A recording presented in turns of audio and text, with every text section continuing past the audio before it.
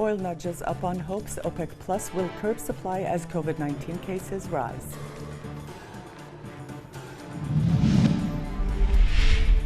And Wall Street's Nasdaq advanced with technology stocks bouncing back from steep losses this week. Good afternoon and welcome to Economy News. For yet another month, OPEC Plus revised down its expectations for global oil demand as the renewed spike in coronavirus cases in major economies is slowing down oil demand recovery. More on the crude oil markets with Noor Karam.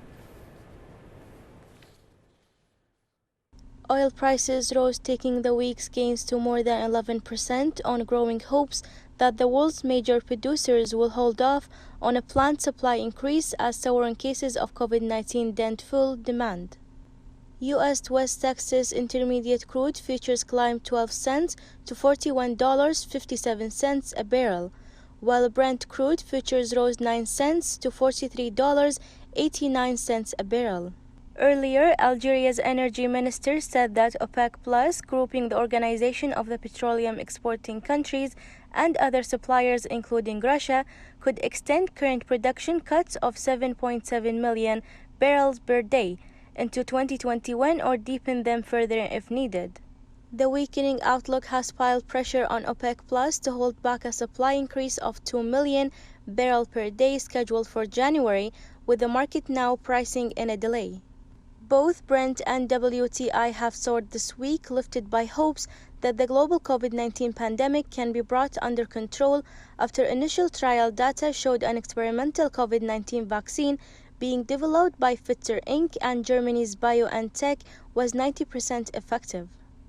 In the meantime, fuel demand is under pressure from rising infections in Europe, the United States, and Latin America.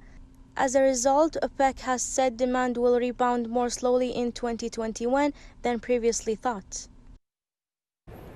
The Nasdaq led Wall Street's advance last night as investors switched back to technology stocks and away from economically sensitive sectors as they weighed COVID-19 vaccine progress against a virus surge and likely timing for an economic rebound.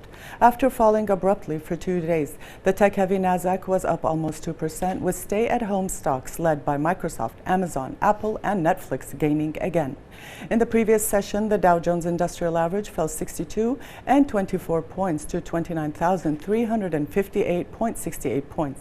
The S&P 500 gained 21 points to 3,566.15 points, and the Nasdaq Composite added 200 points, reaching 11,755.51 points.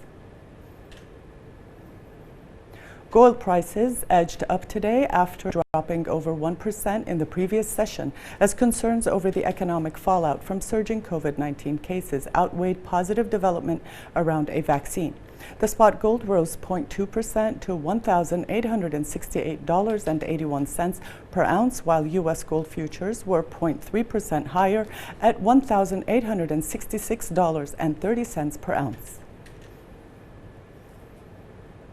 And Chinese e-commerce giants Alibaba and JD.com racked up around $115 billion in sales across their platforms, both setting new records. However, it was also overshadowed by huge stock price falls for both Alibaba and JD.com, which came after Chinese regulators released draft rules that, for the first time, define what constitutes anti-competitive behavior.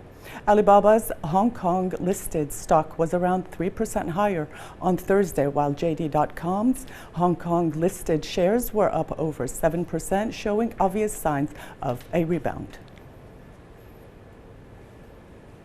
And that's all with Economy News. Now we move to the sports news with Sundus Al Faraj.